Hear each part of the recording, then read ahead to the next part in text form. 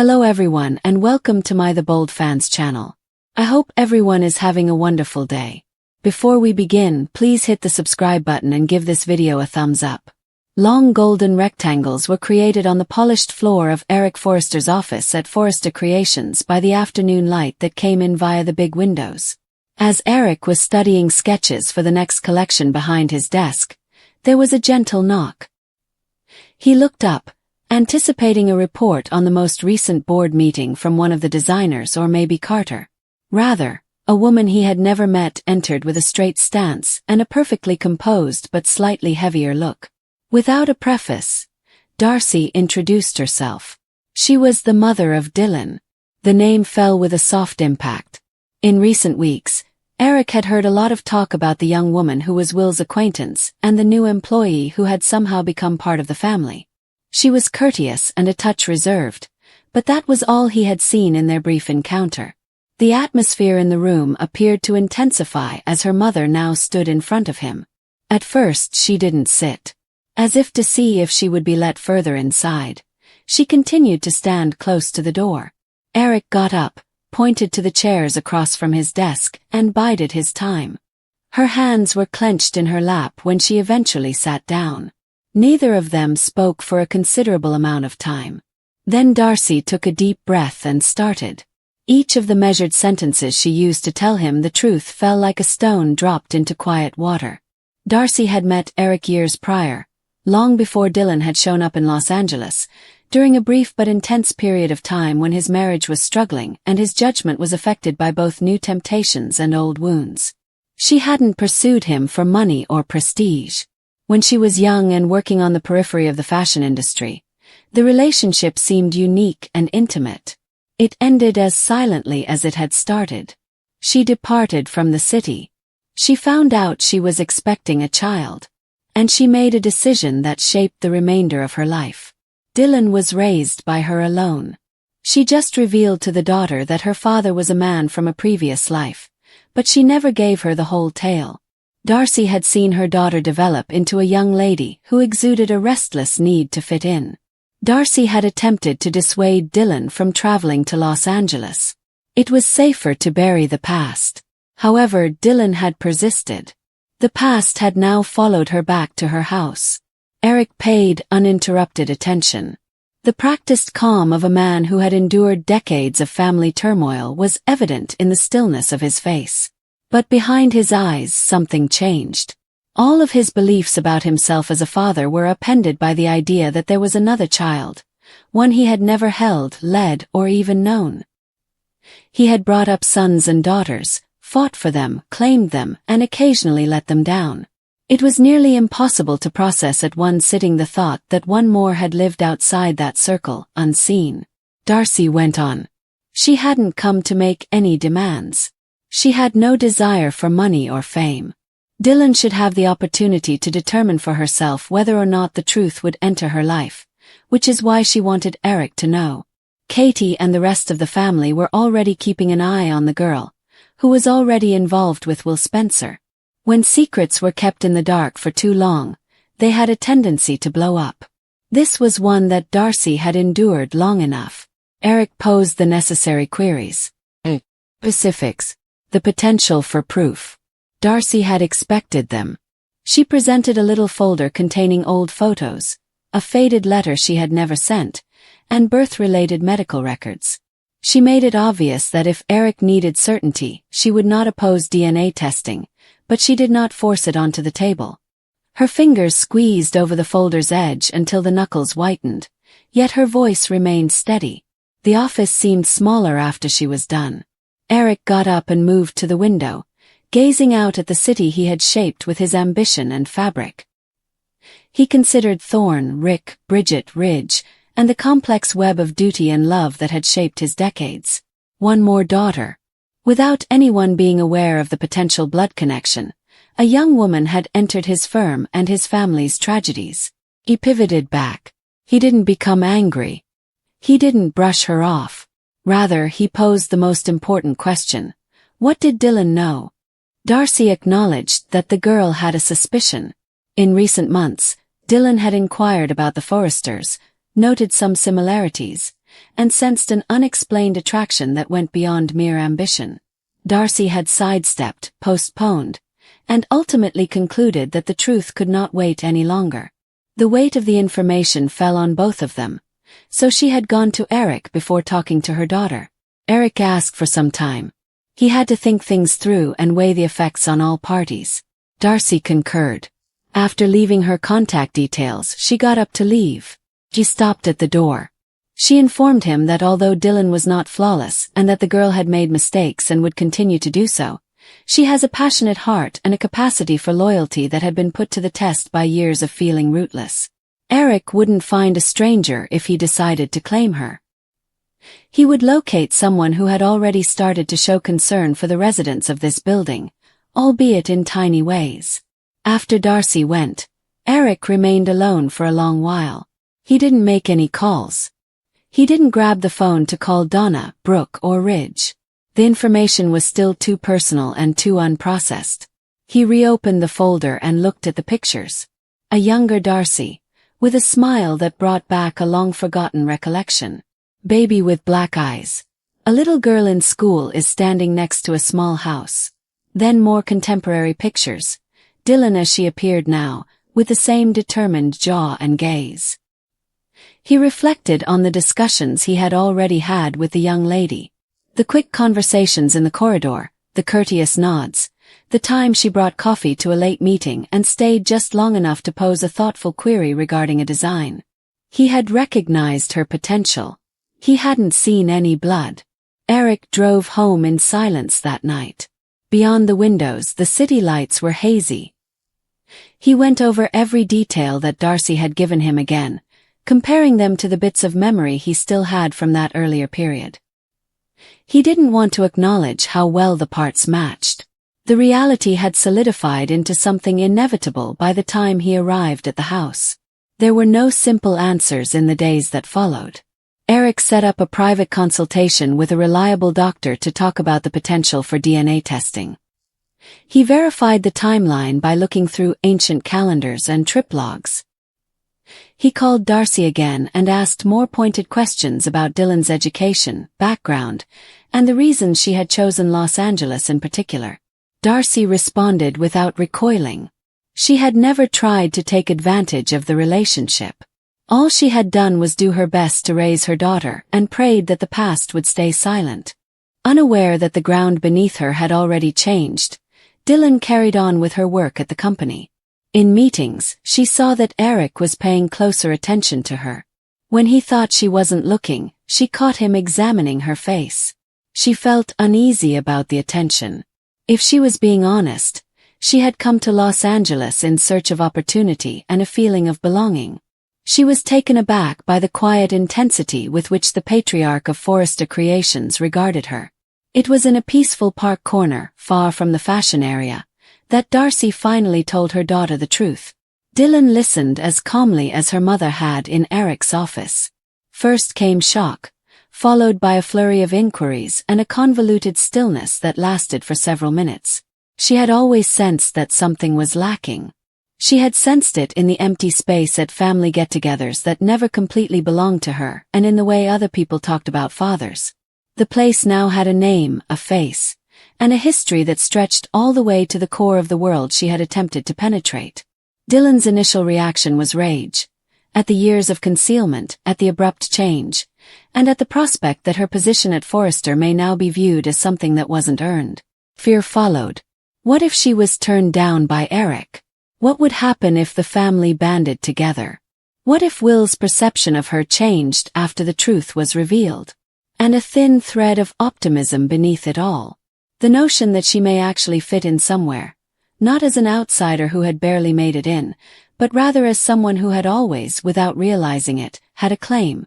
A week later, Eric and Dylan got together by themselves. Carefully planned, the meeting took place in a quiet restaurant's private room away from the office. Eric was the first to arrive. He got up when Dylan entered. Neither talked for a moment. Then Eric motioned for her to have a seat, and the conversation started in the only way it could. Honestly, acknowledging that nothing would ever be the same. He assured her that he trusted Darcy.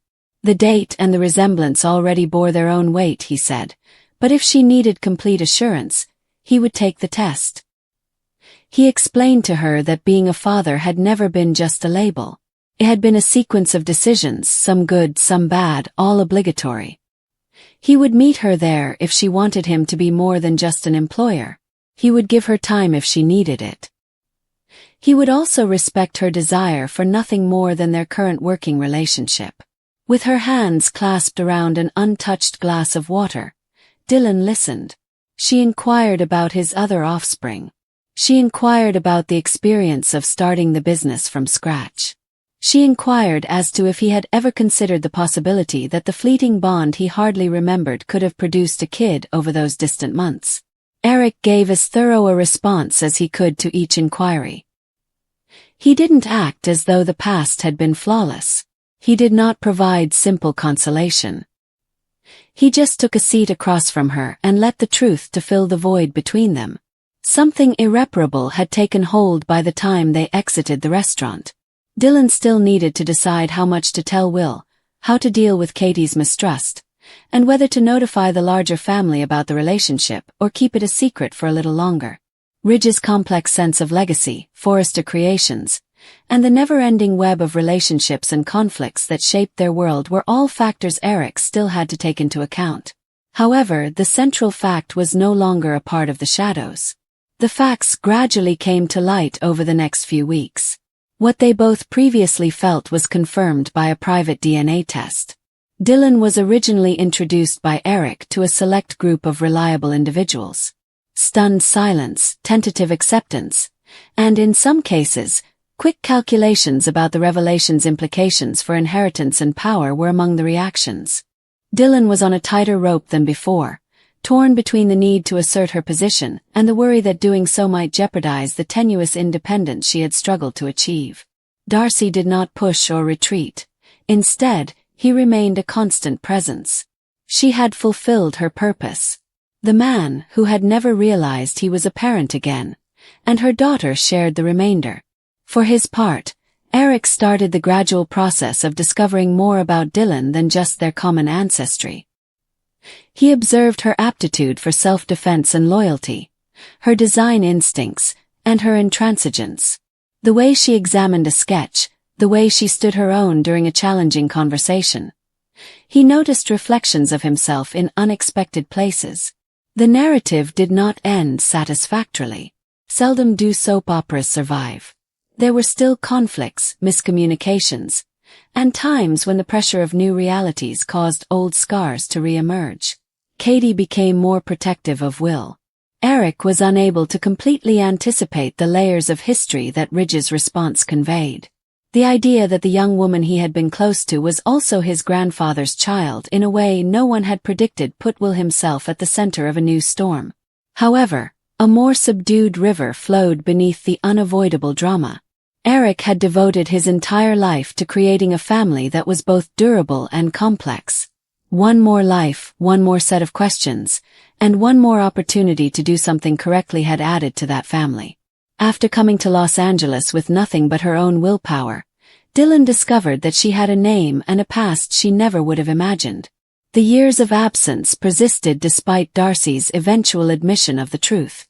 It only unlocked a door that had been locked for decades, leaving the father and daughter standing on the threshold, contemplating whether or not to enter. The polished desk and the silver frames containing decades' worth of family photos were gilded by the afternoon light that slid through the big windows of Eric Forrester's office at Forrester Creations. A sketch pad was open in front of Eric as he sat at the desk, but the pencil he was holding had long since stopped moving. The never-ending currents of drama that appeared to whirl around the people he loved were the main cause of his fatigue, which had nothing to do with getting older. Ridge's most recent power move. The complex heart of Brooke, Will, Electra, and RJ are among the younger generation who are already starting to pen their own passionate and treacherous chapters. The silence was broken by a gentle knock.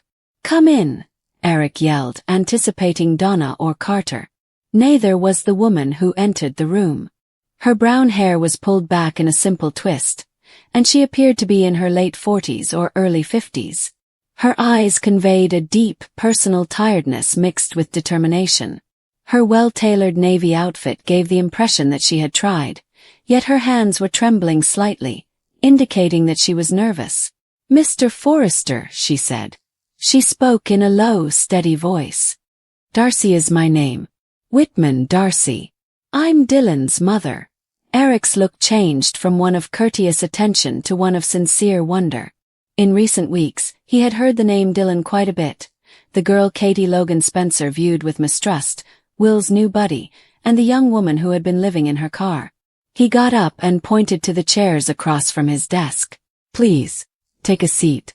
I've heard a lot about your daughter." Darcy stood for an additional period, perhaps gathering his confidence. After that, she moved across the room and took a seat with her hands firmly folded in her lap. She declared, "I'm not here to talk about the rumors or the way people talk about her. The reality has grown too heavy for me to bear alone, which is why I'm here." Eric's eyebrows furrowed. "And because you deserve to know it." Leaning forward a little, he sat down once more. Darcy took a slow breath and said, "I'm listening." Suddenly, the story she had practiced 100 times in the dark of the night felt brittle, like if telling it out loud might break something unbreakable. "I was a young designer working freelance in New York 23 years ago," she started. "I had aspirations of being successful in the fashion industry. Real fashion, not the department store knockoffs I was drawing for cash. I went to a charity function one evening. Money, models, and designers were present. And you were there." Eric maintained a cautiously neutral expression, but a flash of recollection appeared in his eyes. Over the years, he had been to a lot of these kinds of gatherings. "We talked," Darcy went on. "You were considerate, intrigued by my work. The following day, you requested to view my portfolio. We had coffee together. Dinner comes next." "Then, more than dinner," she said, her cheeks slightly flushed, but her gaze remained fixed. "It was just a couple of evenings. The gossip pages claimed that you were in between marriages. I was aware of your identity. I was aware that it wouldn't last. I didn't make an effort to get in touch with you when you got back to Los Angeles," Eric said in a hushed voice. "I told myself it was better that way. I recall a young lady by the name of Darcy, gifted, enthusiastic about line and fabric. She seemed to have genuine promise, I recall." "Yes," Darcy said, his fingers tightening. "I also recall that life pulled me back here very quickly." The words, "I found out I was pregnant 3 weeks after you left," hung in the air like a cord. Eric remained still. She said, "I was scared. I had no family support and no money. When I opted for design school instead of a sensible teaching degree, my parents had already distanced themselves from me. I was on the verge of losing her. However, each time I considered quitting it, I was reminded of the way you regarded the sketches I showed you as thinking they were important. As though I were important. I decided to keep her.